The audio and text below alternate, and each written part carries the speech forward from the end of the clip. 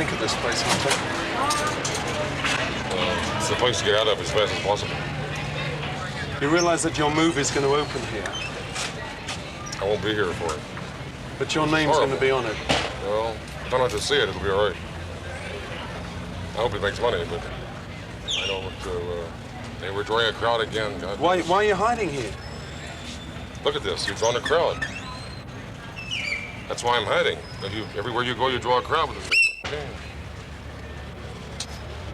Do you know any of the names of these? I haven't seen a name. I don't want to see any names. It looks to me like a dirty sidewalk. I'd like to get out of here. Popcorn. No, thank you. I hate popcorn.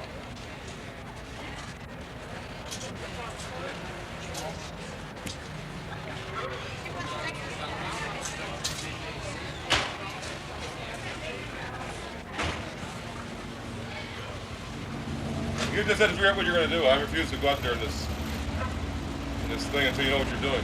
I just want you to... It seems to me that this is sort of the heartland of Hollywood. That's why I've avoided it for 50 years. I mean, it seems to me this is a really appropriate We're place. drawing a crowd. You know, it's like India.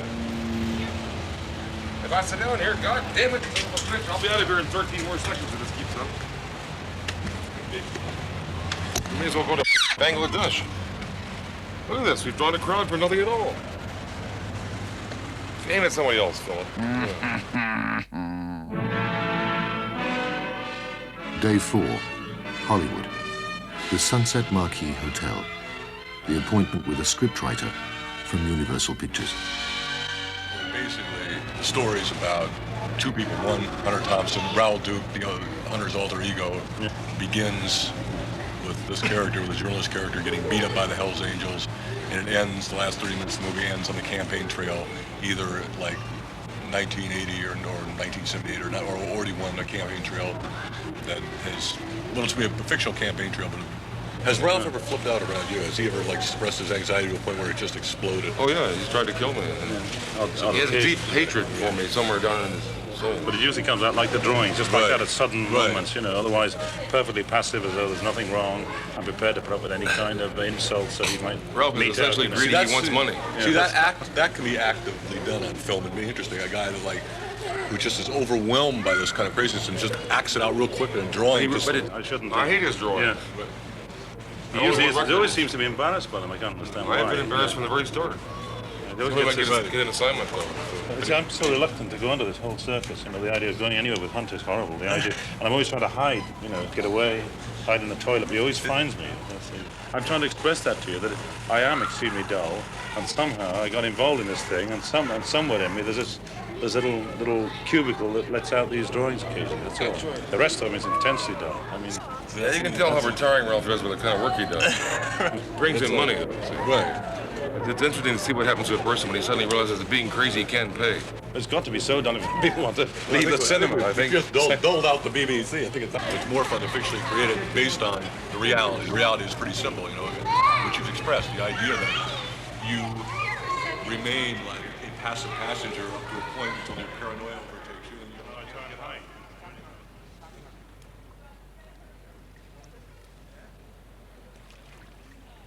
Now, when individuals read the entire transcript of the 21st meeting or hear the entire tape where we discussed all these options, they may reach different interpretations. But I know what I meant, and I know also what I did. I had no advance knowledge that the president was going to indicate that I had investigated the matter and found no complicity on the part of anyone at the White House. From Fear and Loathing at the Watergate. Dean radiates a certain very narrow kind of authority. Nothing personal, but the kind of nasal, blank-hearted authority you feel in the presence of the taxman or a very polite FBI agent. Dean is clearly a shrewd executive. He will have no trouble getting a good job when he gets out of prison. Who can this be? Maybe it's Charles Manson, or maybe someone like John Dean, or you never know who comes to see you in the Sunset Marquis. Oh, John Dean, how are you? I'll be down. I knew you were coming somehow. I had a feeling you'd be here. We're just we're right here. We're performing. I'll have to cut this out. See, here's a wise man now. He brought his own tape recorder. I remember sitting on my porch was it summer of '74 when you were testifying? Was that it? That was the summer of '73, June of June June right. '73. Yeah, it was '74 when the time of the Great Confusion. Right. But I remember sitting out there with it. I wanted to sit in the sun, and I brought my TV set out and put it on a big log stump. And I was, like everybody else, waiting for you to come on. You know, it was like that 17th inning, and then you wait.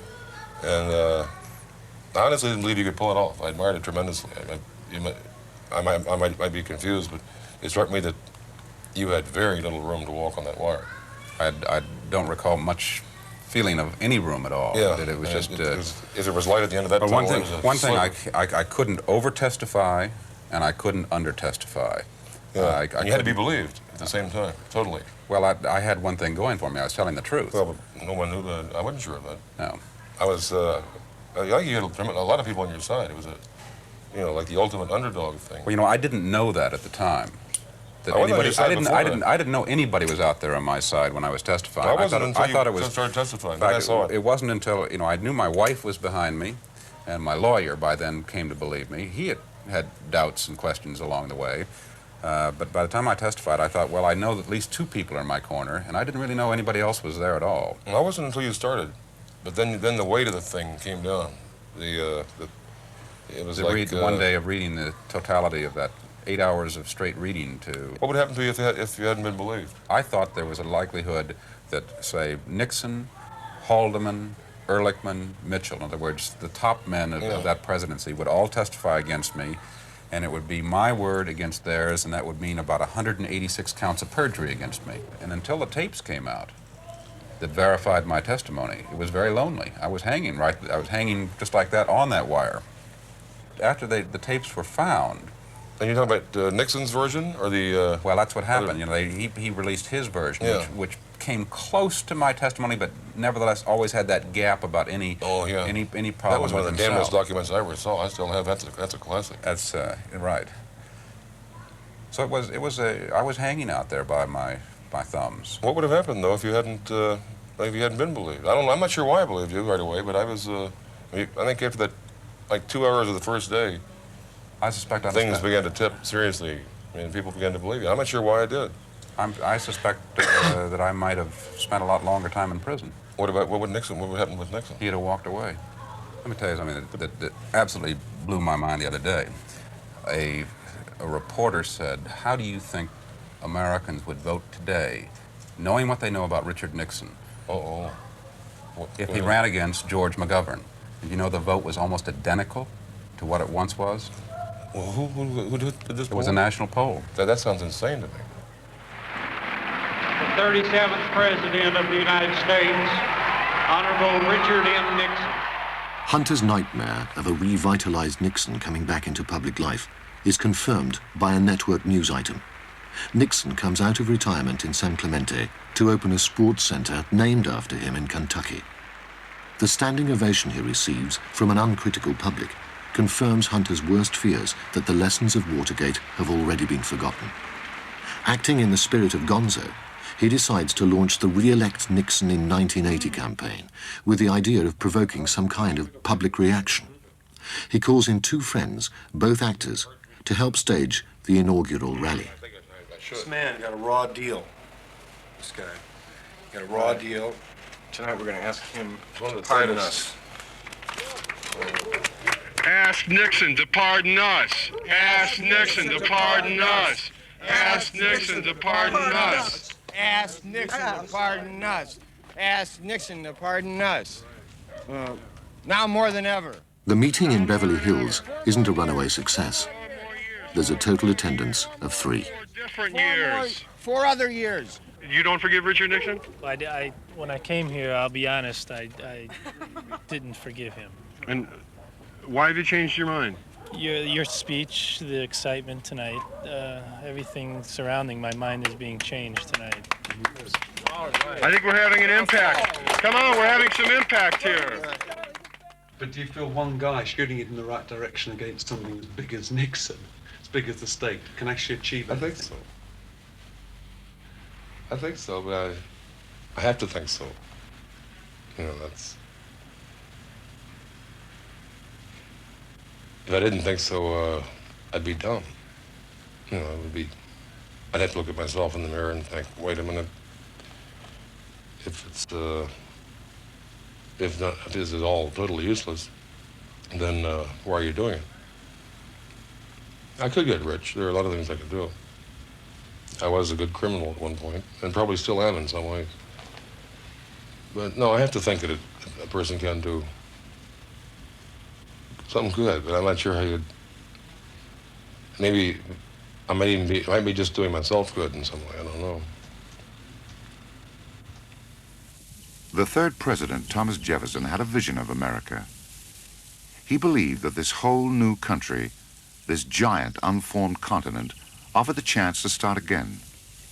The premise was very simple, that human beings acting in a sense of enlightened self-interest are smart enough to do the right thing and know the truth. America could have been a fantastic monument to all the best instincts of the human race. Instead, we just moved in here and destroyed the place from coast to coast like killer snails. Everybody wants power over a country that has had its day.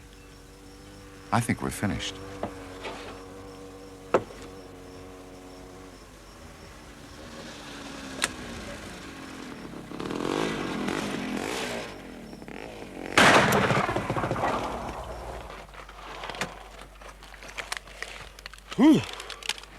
The final day in Hollywood, and our final attempt to uncover the real Hunter Thompson. If you're going to be a famous American writer, you don't really think of being in the comic strips, you know, or doing things like that, yes, in front of the camera, and it will be on film, won't it? The way the water is without chlorophyll, and the whiskey kills what would be the chlorophyll substitute. So every time we make a drink here, we put the drink in the ice, and then the whole thing into the glass, giving the ice enough time to absorb the chlorophyll. I have now absorbed enough chlorophyll to get back to the drink. That's why I'm so healthy, folks. I always roll my ice in chlorophyll before I drink whiskey. All right, what were you saying? I was asking you whether there's this pressure to live up to the image that you've created. Well, it certainly is. You've been putting it on me all week. Like, how much pressure do you think how would you define pressure? Being taken to Las Vegas and put in front of cameras. And, yeah, I mean, I'm not sure at all if you're what you think you're shooting. Whether this thing, excuse me, every once in a while I forget who I'm talking to.